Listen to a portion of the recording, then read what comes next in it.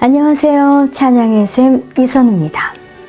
제자 삼는 제자들, 지난 시간에는 그리스도인이 죄를 지으면 무슨 일이 일어나는가에 대해 살펴보았는데요. 오늘 이 시간에도 같은 주제를 가지고 이어서 나눠보도록 하겠습니다.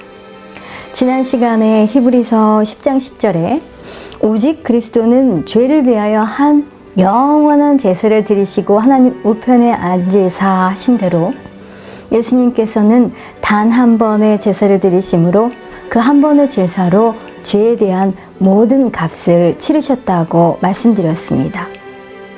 또 히브리서 9장 12절에 염소와 송아지 필요하지 아니하고 오직 자기의 피로 영원한 속죄를 이루사 단번에 성소에 들어가셨느니라 하신 대로 예수님께서는 성소에 단 한 번 들어가셨고 우리를 위해 주님의 피로 영원한 속죄를 이루셨다 했죠. 그래서 우리는 우리의 과거, 현재, 그리고 미래의 죄까지 용서받았습니다. 하나님께서는 예수님의 온전한 제사로 모든 죄를 해결해 놓으셨지요.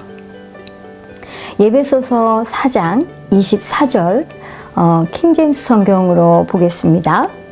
너희가 하나님을 따라 의와 참된 거룩함으로 창조하신 새 사람을 입을 것을 가르침을 받았으니 했고, 또 고린도전서 6장 11절 역시 킹제임스 성경입니다.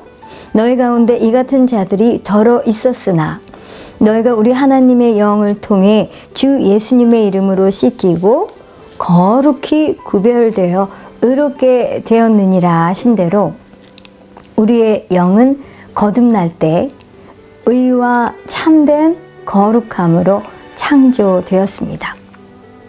우리가 주님을 영접하고 나면 또 예배소서 1장 13절에 그 안에서 너희도 진리의 말씀 곧 너희의 구원의 복음을 듣고 그 안에서 또한 믿어 약속의 성령으로 인치심을 받았으니 하신 대로 우리는 성령님으로 인침을 받습니다.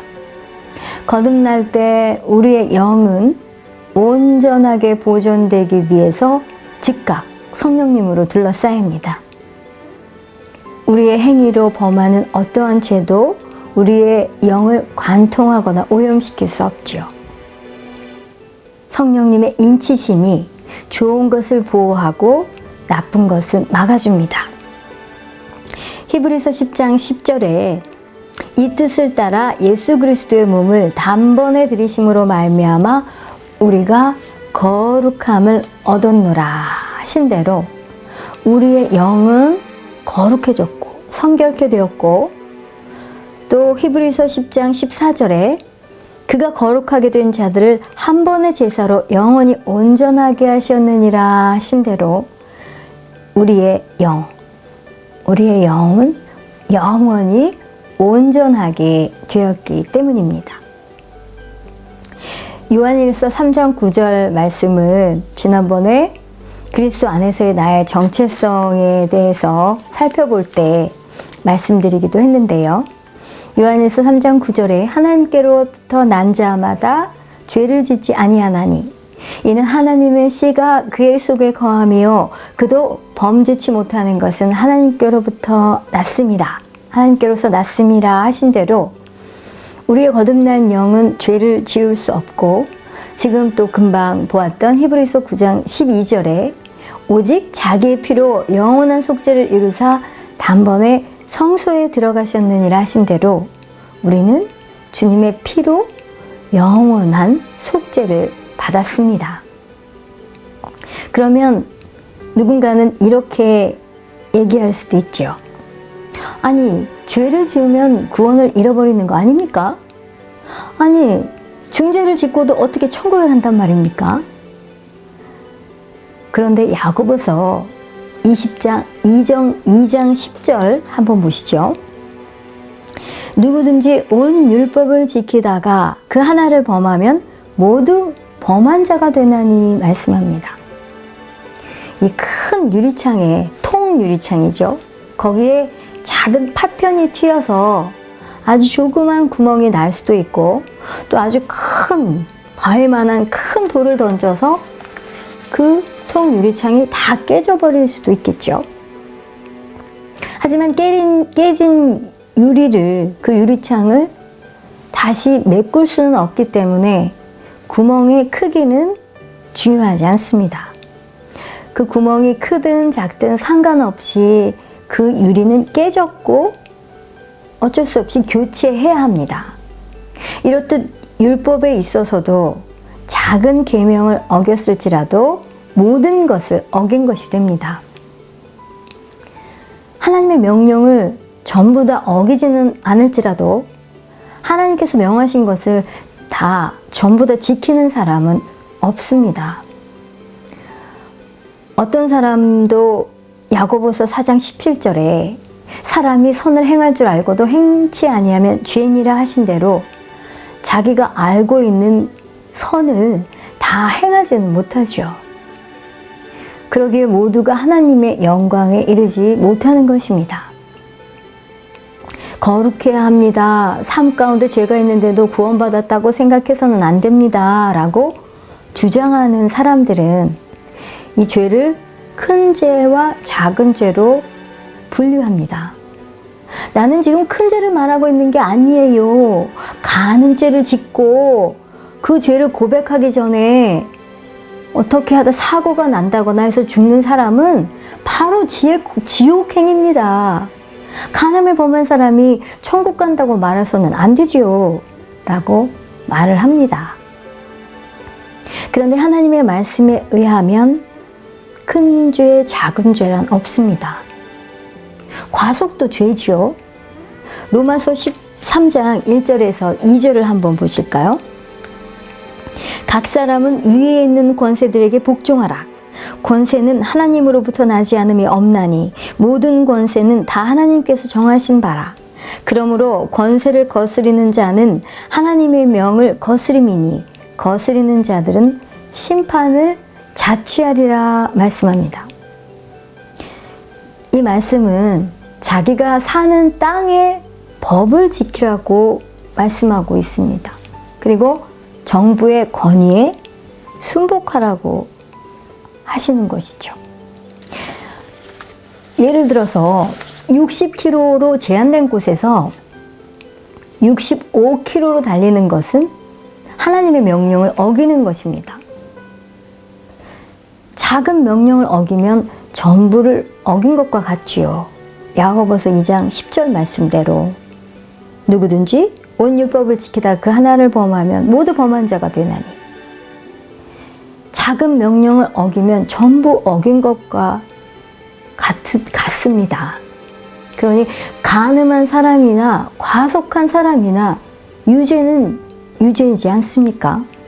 사람의 눈에는 1kg 초과한 것과 간음죄를 저지른 것에 엄청난 차이가 있겠지만 하나님의 눈에는 무슨 죄든 그것은 죄입니다. 야고보서 2장 10절 말씀대로 모든 계명을 전부 다 지키다가 하나를 어기면 모든 것을 어긴 것이 되죠. 만일 거듭난 그리스도인이 간음죄를 저지르고 죄 고백을 미처 하지 못한 채 죽어서 지옥에 떨어진다면 속도 위반한 그리스도인도 마찬가지죠. 그렇게 되면 아무도 천국에 못 간다는 말이 되지 않겠는지요? 우리 모두는 어떤 부분에서는 하나님의 기준에 미달이기 때문입니다. 죄를 지을 때 구원이 취소된다면 천국에 가는 유일한 길은 말도 안 되는 얘기지만 구원받자마자 바로 죽는 것뿐입니다. 정말 말이 안 되는 얘기죠.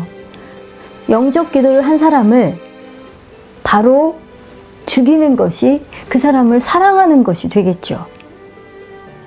그렇다면 방금 전에 받은 구원을 죄로 인해서 잃어버릴 염려는 없지 않겠습니까? 그 사람을 죽인 전도자는 지옥에 가겠지만 방금 거듭난 그 사람은 죄로 인해서 구원을 놓치게 되는 일은 없을 것입니다. 그런데 얼마나 말도 안 되는 얘기입니까? 제가 지금 말씀드리고도 정말 말도 안 되지 않습니까? 구원이란 예수님을 믿는 믿음과 거듭남에 온전히 달려있기 때문에 우리 죄는 하나님과 나의 관계에 영향을 미치지 못합니다. 그러나 성경은 한 번 구원은 영원하다라고 가르치지 않습니다. 상실한 마음이 되어서 구원을 이룰 수 있는 가능성에 대해 몇몇 구절이 말해주고 있으며 또 대표적인 예는 히브리서 6장 4절에서 6절을 한번 보도록 하겠습니다. 한번 빛을 받고 하늘의 은사를 맛보고 성령에 참여한 바 되고 하나님의 선한 말씀과 내세의 능력을 맛보고 타락한 자들은 다시 새롭게 하여 회개케 할 수 없나니 이는 그들이 하나님의 아들을 다시 십자가에 못 박아 욕되게 십자가에 못 박아 드러내놓고 욕되게 함이라 말씀합니다. 한 사람이 타락하면 더 이상의 제사는 없습니다. 예수님의 한 번의 제사가 지금 이 히브리서 6장 4절에서 6절 말씀은 이 예수님의 한 번의 제사가 우리에게 영원한 속죄를 제공하셨다는 것과 같은 맥락에 있죠. 이 한 번의 제사가 무효가 되면 다른 제사는 없습니다. 다시 값을 치를 수가 없는 것이죠. 예수님께서는 같은 수치와 수모를 당하며 2번 죽지 않으십니다. 그분의 제사는 영원한 효력이 있고 단 한 번뿐입니다. 갈라디아서 3장 1절에서 3절에 어리석도다 갈라디아 사람들아 예수 그리스도께서 십자가에 못 박히신 것이 너희 눈앞에 밝히 보이거늘 누가 너희를 꾀더냐 내가 너희에게서 다만 이것을 알려 하노니 너희가 성령을 받은 것이 율법의 행위로냐 혹은 듣고 믿음으로냐 너희가 이같이 어리석으냐 성령으로 시작하였다가 이제는 육체로 마치겠느냐 말씀하십니다. 율법에 빠져서 행위로 의를 이루려 한다면 그리스도의 제사를 효과 없게 만들 수 있습니다. 구원은 오직 그리스도를 믿음으로 받고 또 유지됩니다. 히브리서 10장 23절 말씀을 보겠습니다. 킹제임스 성경인데요. 약속하신 분께서 신실하시니 우리의 믿음의 고백을 흔들림 없이 굳게 잡고 구원은 오직 우리 주 예수 그리스도를 믿음으로 받고 유지된다 했죠. 바로 우리의 믿음의 고백을 흔들림 없이 굳게 잡고 있어야 합니다. 죄를 지었다고 구원이 취소되지는 않지만 구원을 파기할 수는 있습니다. 믿음을 거절하는 것이 쉬운 일은 아니지만 가능하긴 합니다. 그런데 저는 이 개인적으로 제 생각으로는 타락하는 사람들이 많다고는 생각지 않는데요. 히브리서 3장 13절에서 14절을 한번 보겠습니다. 오직 오늘이라 일컫는 동안에 매일 피차 권면하여 너희 중에 누구든지 죄의 유혹으로 완고하게 되지 않도록 하라. 우리가 시작할 때 확실한 것을 끝까지 견고히 잡고 있으면 그리스도와 함께 참여한 자가 되리라 말씀합니다. 누군가가 이 위대한 구원, 우리 주 예수 그리스도께서 이루신 이 구원을 파기하기까지는 하나님을 향해 마음이 완악해지는 과정을 거치게 됩니다. 우리 영은 죄에게 영향받지 않는다 해도 혼과 몸은 죄의 영향을 받습니다. 그리고 죄는 내 영적인 정체성에 대한 인식과 또 지혜와 이 이해를 무뎌지게 만듭니다. 만일 우리가 죄 가운데 오랫동안 거해서 너무 멀리 간다면 사단은 이 그리스도를 믿는 나의 믿음을 파기하게 만들려고 할 것입니다. 하지만 진리에 대해서 완전히 눈이 가려지지 않는 한 그 어떤 누구도 제정신을 가지고 주님을 거절하지는 않지요. 그런데 만약 이 자신의 믿음을 파기하고 우리 하나님을 거절한다면 받은 구원을 버리는 것은 가능합니다. 우리가 그냥 어떤 물건을 이렇게 잃어버리듯이 그렇게 구원을 잃어버리는 것은 아니죠. 구원을 버린다는 것은 의도적으로 또 공개적으로 구원을 거절하는 것을 말합니다. 그리고 이 일은 한순간 갑자기 일어나는 것은 아니고 오랜 시간, 점진적인 과정을 거쳐서 일어납니다. 우리는 하나님의 은혜로 구원받았습니다. 그렇기 때문에 죄의 행위가 구원을 잃게 하지는 않습니다. 하지만 지금 이 히브리서 6장 4절에서 6절 말씀대로 우리의 마음을 완악하게 만들어서 결국에는 주님을 믿는 믿음을 주체적으로 파기하는 지경에 이르게 할 수도 있다는 것이죠. 그렇게 되면은 지금 히브리서 이 4장 6절 말씀대로 다시 새롭게 해서 타락한 자들은 다시 새롭게 해서 회개할 수가 없는 것입니다. 이 말은 구원을 받았다가 잃어버렸다가 또 다시 받았다가 다시 잃어버렸다가 다시 말하면 거듭났다가 다시 거듭났다가라는 개념을 부정하죠. 죄를 지을 때마다 구원을 잃는다고 믿는 사람들은 또한 죄를 고백하기만 하면 다시 구원받는다고 믿습니다. 구원을 잃은 후에도 죄 고백 기도만 하면 다시 하나님과의 바른 관계로 돌아온다는 얘기죠. 하지만 지금 이 히브리서 6장 4절에서 6절 말씀 같이 보신 대로 그런 일은 절대 없다고 말하지 않습니까? 죄를 지어도 구원을 잃지 않거나 아니면 잃거나 둘 중에 하나지 잃어버렸다가 다시 구원받지는 못한다고 분명히 말씀하고 있습니다. 그리고 이 히브리서 6장 4절에서 6절 말씀, 이 말씀에 나온 자격 조건은 매우 까다롭습니다. 자신이 나는 버림받았어 라고 단죄하기 전에 이 구절들을 자세히 읽어봐야 합니다. 우리가 이 구절이 말하는 것은 왜 가끔씩 우리가 이제 하나님을 만나서 주님을 영접하고 신앙생활 하면서 너무나 이제 하나님 만나고 뜨거움의 열심으로 달려가다가 잘 안 되고 또 넘어지기도 하고 죄를 짓기도 하죠. 그러니까 우리가 답답한 마음에 정말 힘들다. 말씀대로 사는 게 힘들다. 이럴 때도 있고 또 말씀대로 하려고 하는데 잘 안 돼요. 그러니까 말씀대로 해도 안 되잖아. 나 이제 그만둘 거야. 나 신앙생활 안 할 거야. 이렇게 우리가 그냥 이렇게 내뱉는 말들이 있죠. 이렇게 죄에 빠지는 것에 이런 고백들이 이렇게 하면서 하는 고백들이 죄에 빠지는 것에 관한 얘기가 아닙니다. 그것보다는 더 많은 것들이 포함되어 있죠.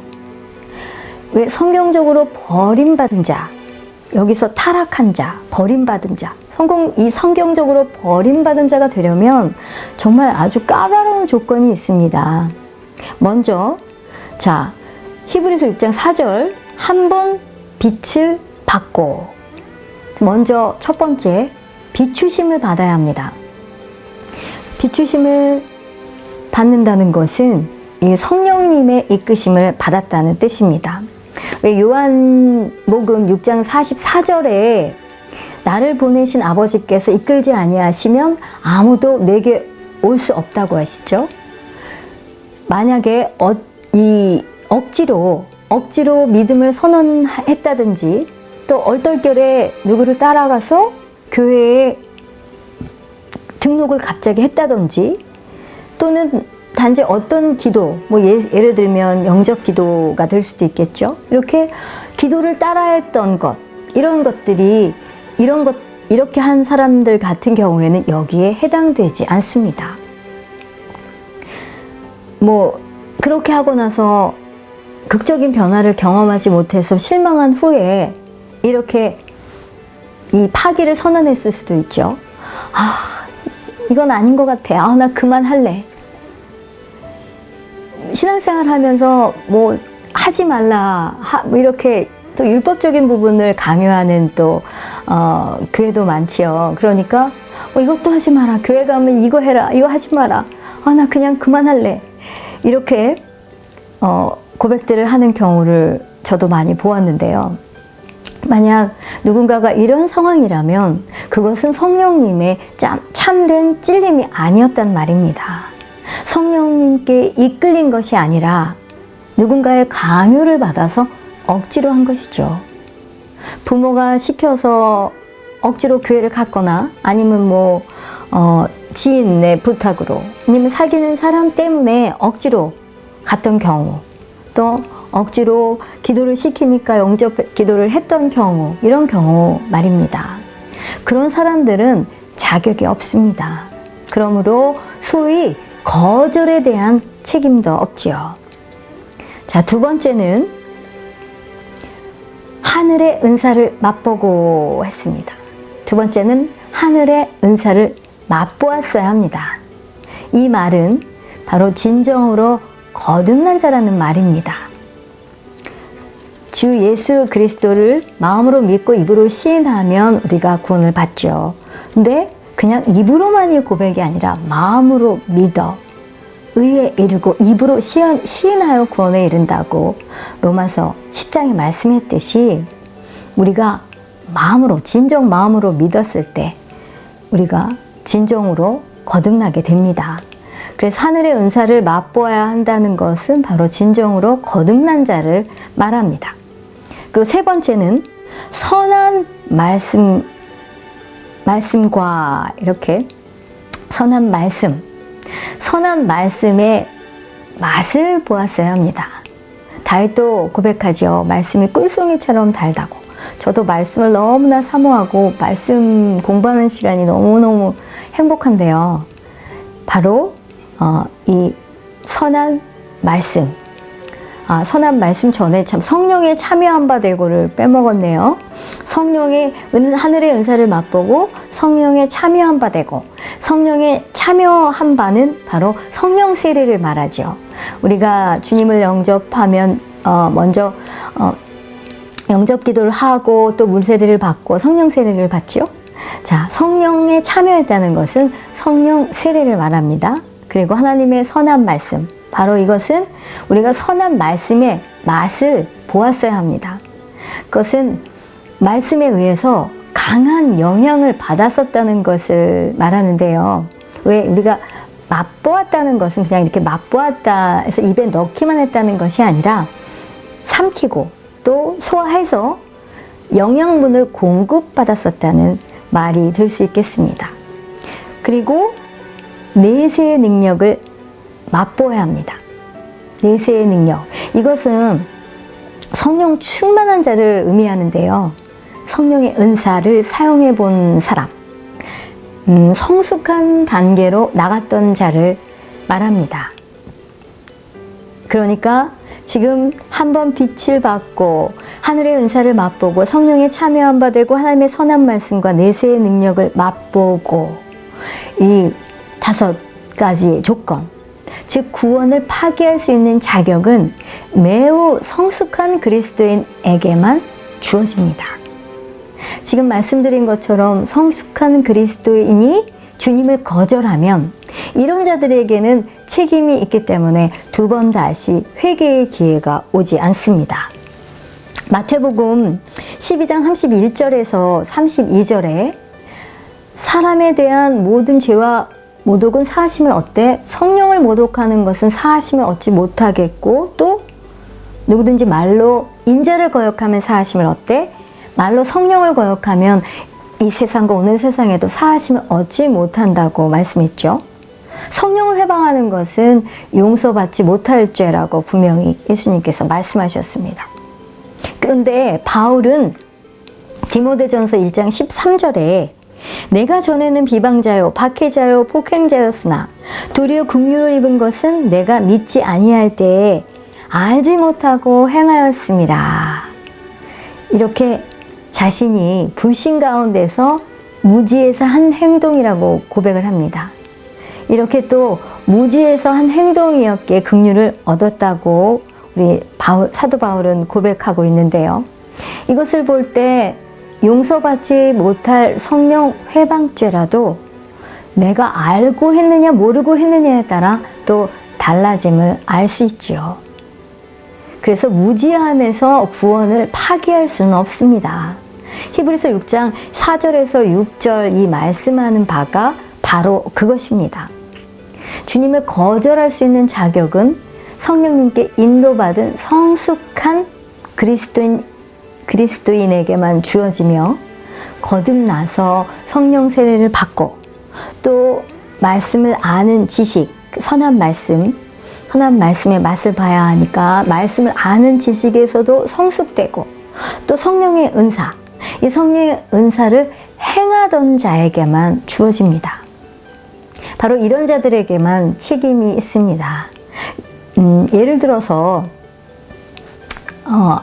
어린아이가 부모님한테 이제 화가 났어요. 어린아이가 부모한테 화가 났어요. 그래서 이제 난 이 집안에서 안 살 거예요. 나갈 거예요. 하고 집을 나갔어요. 그래서 부모님이 경찰에 신고를 했죠. 그래서 경찰에 신고가 돼서 이제 아이가 경찰한테 이끌려서 왔든지 아이가 돌아왔을 때 아이를 찾았을 때 경찰은 분명히 그 아이의 부모님 편에 섰을 것입니다. 그 아이는 너무나 어리기 때문에 자기가 무슨 짓을 하는지도 모르고 또 법적인 자격도 갖추지 못했기 때문이죠. 법적인 자격이 없기 때문이죠. 하지만 그 아이가 성인이 되면 자기 임의로 성씨를 바꿀 수도 있고 또 자기가 자기 부모님의 자녀임을 자기 자신이 법적으로 파기할 수 있는 자격이 되죠. 그 사람이 만약에 자신이 부모님과의 관계를 파기한다면 정부는 그의 편에 서겠죠. 그때는 그가 법적으로 부모님을 거절할 수 있는 자격이 되기 때문입니다. 구원을 파기하고 거절하는 것도 마찬가지입니다. 하나님은 그 사람이 그렇게 할 만큼 성숙한지 아닌지 아십니다. 하나님만이 우리 사람들의 마음을 아시기 때문입니다. 어떤 사람이 자기의 구원을 파괴하면 하나님과의 관계로 다시는 돌아올 수 없습니다. 로마서 1장 28절에 또한 그들이 마음에 하나님 두기를 싫어하매 하나님께서 그들을 그 상실한 마음대로 내버려 두사 합당하지 못한 일을 하게 하셨으니 했고 또 이어지는 로마서 1장 28절 다음에 계속 이어지는 거에서 32절로 넘어갑니다. 그들이 이 같은 일을 행하는 자는 사형에 해당한다고 하나님께서 정하심을 알고도 자기들만 행할 뿐 아니라 또한 그런 일을 행하는 자들을 옳다 하느니라 했습니다. 상실한 마음 그대로 내버려 두신다는 것은 바로 성령님의 찔림을 거두어 가신다는 뜻입니다. 아까도 말씀드렸지만 요한복음 6장 44절에 나를 보내신 아버지께서 이끌지 아니하시면 아무도 내게 올 수 없다 하십니다. 성령님께서 우리를 다루지 않으시면 주님과의 관계에 대한 이 필요성을 느끼지 못합니다. 성령님께서 나를 다루시는 한 그것은 버려진 것이 아닙니다. 하지만 히브리서 6장 4절에서 6절의 조건을 만족시킨 사람, 이 자격을 갖춘 사람이 자신이 구원을 파기하면 하나님께서는 성령을 거두어 가시고 그는 버려지게 됩니다. 그렇게 되면 찔림이 없기 때문에 자기가 잘못하는 것도 모르죠. 또 그 상태를 좋아할 뿐 아니라 하나님을 대적하는 사람들까지 좋아하게 됩니다. 이렇듯 버려졌다는 것은 주님을 원하고 주님께 반응하는 마음이 전혀 없다는 뜻입니다. 자신에 대해 회개하며 후회하고 있습니까? 주님과의 관계를 다시 회복하고 다시 찾고 싶습니까? 그렇다면 버려진 것이 아닙니다. 성령님께서 아직도 일하고 계신다는 증거지요. 하나님께 등을 돌리고 떨어져 나갔을 때 충분히 성숙하지 않았던 것입니다. 바울이 그랬던 것처럼 그런 일을 했을 때 무지함으로 했기 때문이죠. 하나님은 긍휼의 하나님이십니다. 할렐루야. 하나님은 우리를 사랑하시는 하늘 아버지십니다.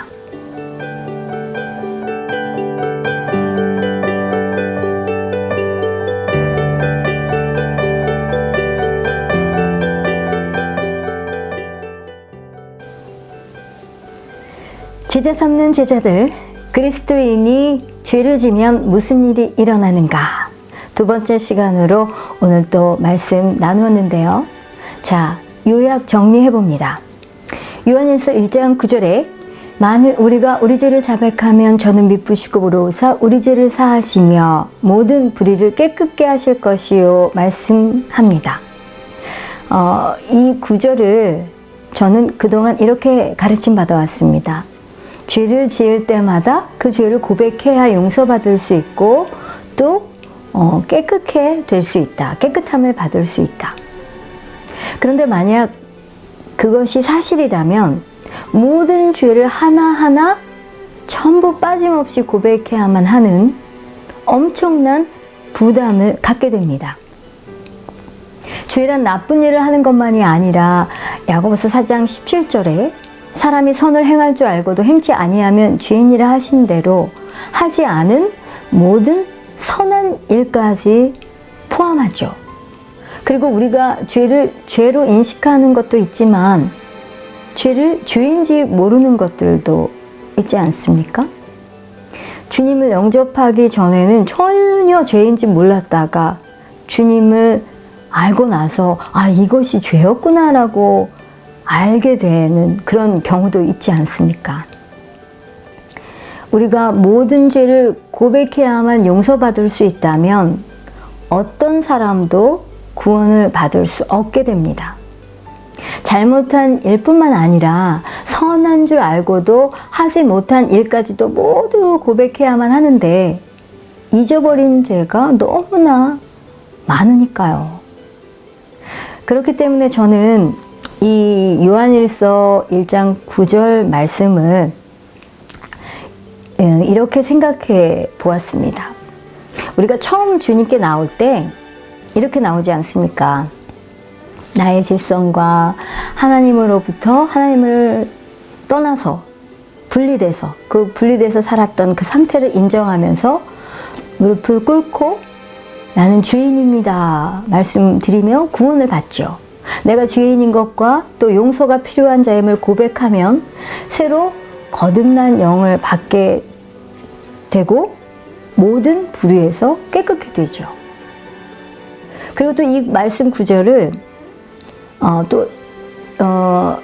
우리가 죄를 자백하면 모든 불의를 깨끗게 하신다고 하셨죠. 모든 죄를 사하시고. 그래서 이 말씀 구절을 우리 그리스도인의 혼과 몸, 이 혼과 몸에 있는 죄의 영향력을 깨끗게 하는 것이라고도 할 수 있을 것입니다. 내 영은 죄에게 영향을 받지 않지만 혼과 몸은 영향을 받습니다. 이 죄는 원수 마귀에게 내 삶의 사망을 가져올 수 있는 법적 자격을 부여하죠. 로마서 6장 16절에 너의 자신을 종으로 내어주어서 누구에게 순종하든지 그 순종을 받는 자의 종이 되는 줄을 알지 못하느냐. 혹은 죄의 종으로 사망에 이르고 혹은 순종의 종으로 의에 이르느니라 하신 대로 죄를 짓는 것은 이 마귀에게 순종하는 것이기 때문이죠. 그렇다면 어떻게 여기에서 돌이켜서 마귀를 쫓을 수 있을까요? 저는 이렇게 기도합니다.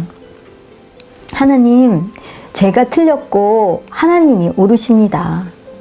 제가 의인임에도 불구하고 의를 행치 못하고 죄를 지었고 사단에게 기회를 내어주었습니다. 저는 여기서 돌이킵니다.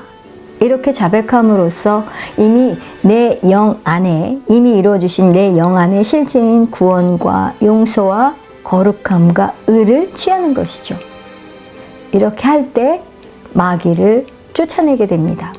이렇게 회개하고 나의 죄에서 돌이키면 마귀는 더 이상 내 삶에서 어떠한 권한도 갖지 못하게 되죠. 저도 예전에 이 영혼 육에 대한 이해가 없을 때는 하나님 앞에 나올 때는 먼저 이 죄에 대한 고백부터 해야 한다는 그런 이 사고방식이 완전 아주 틀에 박혀 있었기 때문에 뭐 생각나는 죄는 물론이고 생각나지 않는 죄까지 애써서 일일이 기억하느라 무던히 노력을 했습니다. 내가 오늘은 아침부터 무슨 생각을 하고 뭘 말하고 뭘 행했지? 이렇게 행하고 말하고 생각한 것 중에 하나님 앞에 합당하지 않았던 것이 무엇이 있었는지 기억해내고 막 기억이 잘 안 나는 거는 어떻게든 떠올려서 자백을 해야 된다는 그 강박관념 때문에 어쩔 때는 너무 막 씨름한다 그럴까요? 너무 힘들었죠. 하지만 이렇게 자백을 하려고 해도 잘 기억은 나지 않을 때가 많았습니다. 그래서 나중에는 말씀과 조금 어긋났다 싶으면 잊어버리기 전에 얼른 그 자리에서 즉시 자백하고 회개하기도 했죠. 그런데 그렇게 하지 못할 상황이나 어떤 경우가 생기면 너무 마음이 불편한 거예요. 마음이 편치 않고 또 이렇게 넘어지고 또 죄를 우리가 생각으로도 얼마나 많은 육신의 생각들이 얼마나 많습니까? 그러니까 아버지 앞에 합하지 않은 생각들이 스쳐 지나가면 이 생각으로 짓는 죄 때문에도 그렇고 항상 부족한 저를 보면 늘 주님 앞에 죄송하고 민망한 마음만 갖게 되더라고요. 그래서 하나님 앞에 나아갈 때는 항상 이 요한일서 1장 9절 이 말씀을 의지하면서 우선 생각나는 죄를 자백하고 그리고 제가 미처 생각나지 않는 죄까지도 용서해 주시라고 또 구합니다. 그리고 자백하고 나서 자백했으니까 이제 주님의 피로 깨끗게 되었음을 믿고 그때서야 이제 기도를 시작하죠. 저는 오랜 기간 동안 이렇게 기도 시작 전에 항상 죄 자백에 대한 시간을 가졌던 것 같습니다. 그런데 하나님께서 영원한 속죄에 대한 이 이해, 이 진리를 깨닫게 해주셨으니 얼마나 감사한지요. 히브리서 9장 12절에 염소와 송아지의 피로 하지 아니하고 오직 자기의 피로 영원한 속죄를 이루사 단번에 성소에 들어가셨느니라 하신 대로 예수님께서는 성소에 단 한 번 들어가셨고 우리를 위해서 주님의 피로 영원한 속죄를 이루셨다. 이 말씀 또 히브리서 10장 14절에 그가 거룩하게 된 자들을 한 번의 제사로 영원히 온전하게 하셨다. 이 말씀. 그래서 그리스도의 한 번의 제사가 우리를 온전하게 하시고 영원히 거룩하게 하셨다. 저는 이 말씀을 보면서 너무나 아버지 하나님의 은혜에 감사하게 됐고 주님께 감사하게 됐고 이처럼 하나님께서 우리의 과거, 현재 그리고 미래의 죄까지 완전히 용서해 주셨다는 것을 알고 나서는 왜 로마서 6장 14절에 죄가 너희를 주장치 못하리니 이는 너희가 법 아래 있지 아니하고 은혜 아래 있음이라 하신 대로 제가 넘어질 때도 죄를 지었을 때도 죄가 저를 장악하지 못합니다. 뭐 아직도 제 행위와 제 생각 이런 것들이 마음에 들지 않는 것이 너무나도 많지만 그럼에도 불구하고 우리 주님께서 이루신 일은 너무나 위대하기 때문에 그 영적 정체성으로는 저는 온전히 담대합니다. 그리고 또 이 영원한 속죄를 이해하고 나면 담대하게 죄를 짓게 되지는 않습니다. 오히려 자유하게 되어서 하나님은 너무나 위대하신 분이십니다 라고 선포할 수 있게 되죠. 이렇게 되면 주님과 더 많은 시간을 보내고 싶게 되고 또 거룩한 삶을 소원하게 됩니다. 이 놀라운 진리와 하나님의 사랑을 받지 못하게 막는 것은 그 어떠한 것도 없습니다. 이렇듯 영원한 속죄에 대한 이해는 우리를 거룩하게 살게 합니다. 이것이 저의 신앙생활에 큰 변화를 주었습니다. 저와 하나님과의 관계에 있어서 깊은 안정감을 주었죠. 우리의 신앙생활은 이렇게 되어야 하지 않겠는지요? 거절과 징벌에 대한 두려움 때문에 거룩하게 살고자 하는 것이 아니라 구원의 결과로 거룩하게 살아야 하는 것이죠. 이렇게 되면 로마서 6장 22절에 그러나 이제는 너희가 죄로부터 해방되고 하나님께 종이 되어 거룩함에 이르는 열매를 맺었으니 그 마지막은 영생이라 하신 대로 거룩함에 이르는 열매를 얻게 되는 것입니다. 이것이 뿌리가 아닌 열매라고 하십니다. 뿌리가 아닌 열매인 것을 보십시오. 거룩함으로 내 삶 가운데 하나님을 일하시게 만들지 못합니다. 거룩한 행동은 거듭난 영의 의로운 본성을 이해함으로써 결과적으로 드러나는 것이라 할 수 있죠. 전에는 나의 어떤 행동이나 말과 생각이 하나님 앞에 합당치 않음으로 인해서 하나님이 과연 이런 나를 사랑하실까? 하는 생각을 할 때가 참 많았습니다. 그런데 이 나의 거듭난 영, 내 영은 의롭고 거룩하다는 이 진리와 또 하나님은 그분의 영으로 나의 영을 바라보신다는 것, 그리고 나의 거듭난 이 부분을 사랑하신다는 것을 알게 된 것이 저에게 또 하나의 빛을 가져다 주었습니다. 로마서 8장 35절에 또 38절, 39절 이어지죠.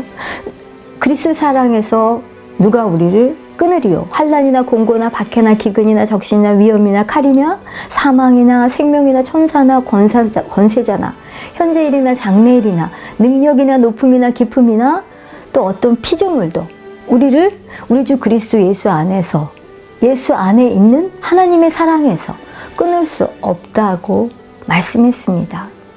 하나님은 우리를 사랑하시며 우리는 하나님의 사랑에서 결코 끊어지지 않습니다. 요한복음 1장 16절에 우리가 다 그의 충만한 데서 받으니 은혜 위에 은혜로라 하신 대로 우리는 하나님으로 충만합니다. 이 지식이 저의 삶에 큰 영향을 끼쳤듯이 여러분의 삶에도 강한 영향을 끼치며 자신을 매우 정결하게 느끼도록 해줄 것입니다. 하나님께서 하신 일에 너무나 감사한 나머지 애쓰고 노력했을 때보다도 더욱더 거룩한 삶을 저절로 살게 될 것입니다.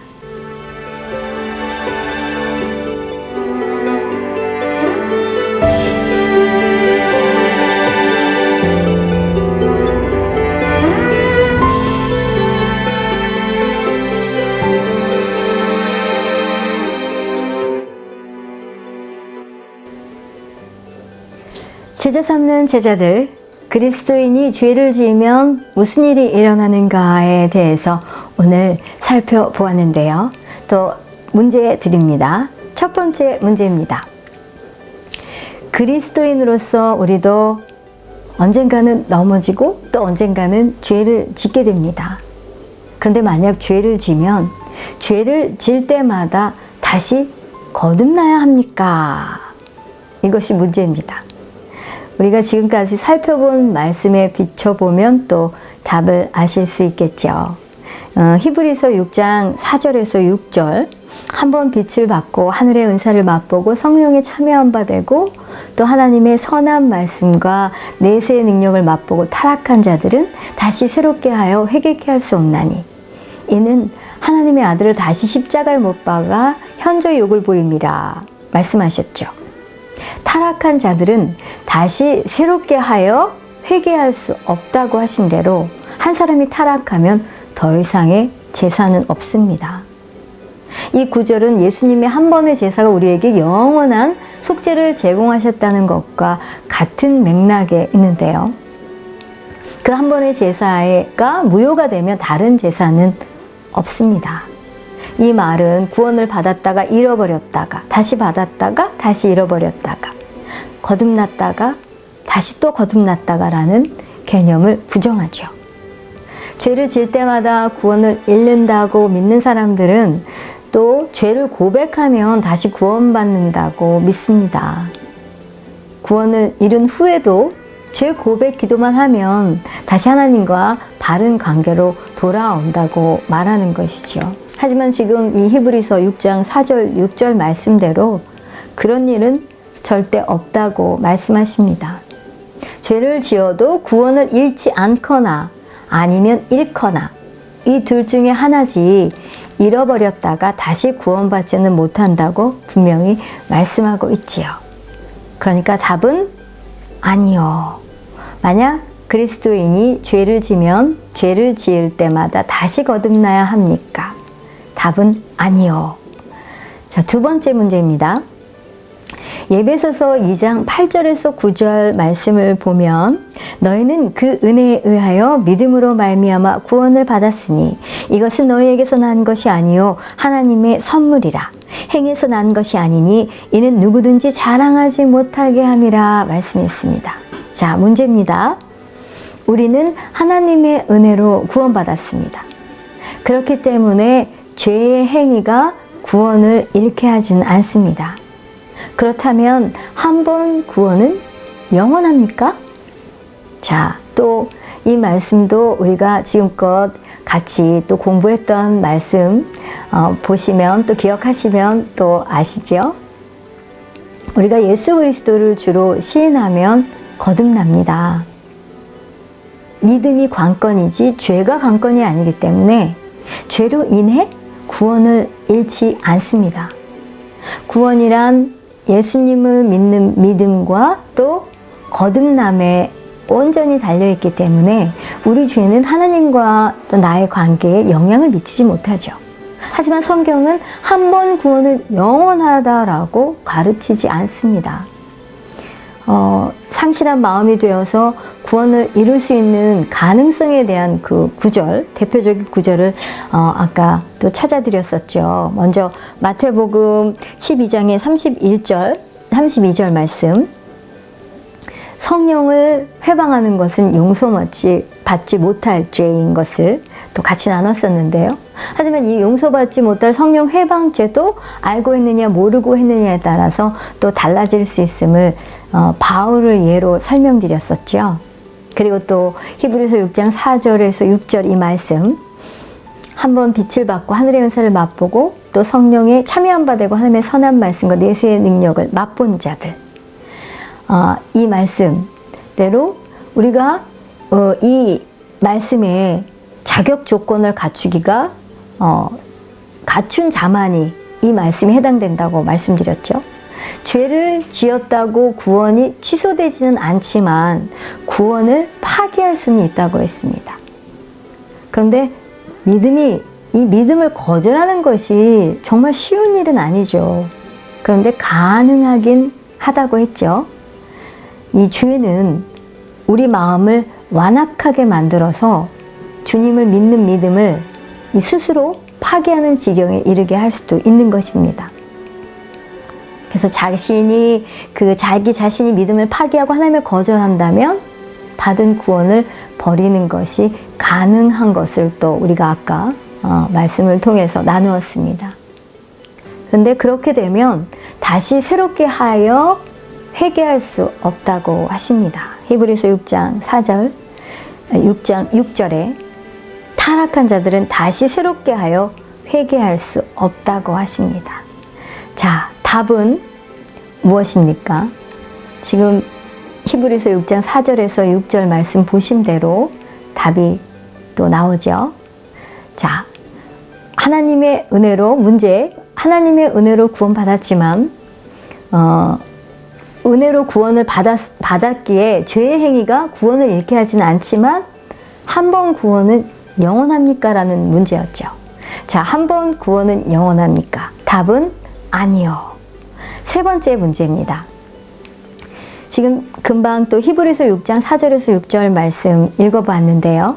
자, 이 말씀에 관련된 문제입니다. 자신이 버림받았다고 단죄하기 전에 아까 제가 이 말씀 구절을 놓고 성경적으로 버림받은 자가 되려면 이 조건이 필요하다고 말씀드렸죠. 정말 이 조건은 아주 까다로운 조건인데요. 자, 이 조건, 이 히브리서 6장 4절에서 6절 말씀에 나와 있는 그 자격 조건은 무엇입니까? 자, 먼저 첫 번째, 한번 빛을 받고, 첫 번째, 먼저 비추심을 받아야 합니다. 이것은 성령님의 이끄심을 받았다는 것이라고 말씀드렸죠. 두 번째, 하늘의 은사를 맛보았어야 합니다. 이 말은 진정으로 거듭난 자라고 또 설명드렸습니다. 세 번째는 성령에 참여했어야 합니다. 이것은 성령 세례를 말하죠. 네 번째, 선한 말씀의 맛을 봐야 합니다. 선한 말씀의 맛을 보았어야 합니다. 자, 다섯 번째, 내세의 능력을 맛봤어야 합니다. 선한 말씀의 맛을 봤어야 하고, 다섯 번째는 내세의 능력을 맛봤어야 합니다. 이것은 성령 충만한 자를 의미하죠. 성령의 은사를 사용해본 성숙한 단계로 나갔다는 자를 말합니다. 다시 말해서 구원을 파괴할 수 있는 자격은 매우 성숙한 그리스도인에게만 주어지는 것이죠. 자, 이렇게 자격 조건, 말씀에 비춰서 5가지를 또 보았습니다. 다 말씀 잘 하셨죠? 자, 마지막 네 번째 문제입니다. 예수님을 나 개인의 구원자로 신뢰하려면 그분이 우리를 어디까지 인도해 주신다고 믿어야 합니까? 네. 너무나 당연한 답이죠. 어디까지 인도해 주신다고 믿어야 합니까? 천국으로. 네. 저는 내 영의 온전함, 거룩함, 이 의로움으로 하나님께 나아갈 수 있다는 것을 알고 나서 죄에서 자유함을 얻게 됐습니다. 죄를 짓지 않을 수 있는 자유함 말이죠. 저는 이 진리를 알고 거룩한 삶을 살기 위해 애쓸 때보다도 더 거룩한 삶을 저절로 살 수 있게 되었습니다. 거룩하게 살아야만 하기 때문이 아니라 거룩하게 살기를 원하기 때문이죠. 하나님께 축복을 받아내리기 위해서 거룩하게 사는 것이 아닙니다. 하나님께서 이 진리를 깨닫게 해주시고 저의 마음을 변화시켜 주셨기 때문에 거룩하게 사는 것이고, 또 거룩하게 사는 것이 저에게 좋은 것이기 때문에 거룩하게 살기를 원합니다. 죄는 하나님만 노엽게 하는 것이 아니라 다른 사람들도 노엽게 합니다. 진정으로 거듭난 사람이 죄를 짓는다면 하나님께서 자녀를 다루듯이 우리의 거듭난 영에 근거하여 우리를 다루십니다. 우리가 죄 가운데 거하면 멋진 인생을 살 수 없지만 그래도 하나님은 여전히 우리를 사랑해 주실 것입니다. 죄 가운데 거해도 우리의 영은 여전히 의롭겠지만 그것은 너무나도 어리석은 짓입니다. 거룩하게 산다고 하나님께서 우리를 더 사랑하는 것은 아니지만 하나님을 향한 우리의 사랑은 훨씬 더 많아집니다. 같은 이치로 거룩하게 살지 않는다고 하나님께서 우리를 덜 사랑하시는 것은 아니지만 하나님을 향한 우리의 사랑은 반드시 감소됩니다. 나를 향하신 하나님의 사랑은 변하지 않지만 우리의 행위는 하나님을 향한 우리의 사랑에 직접적으로 영향을 미칩니다. 우리를 거룩하고 의로운 자로 삼아주시고 거룩한 삶을 살 수 있도록 모든 것을 이루어 주신 주님께 감사드리며 하나님의 은혜로 더욱더 거룩한 삶을 사는 저와 여러분이 되시기를 주님의 이름으로 축복합니다.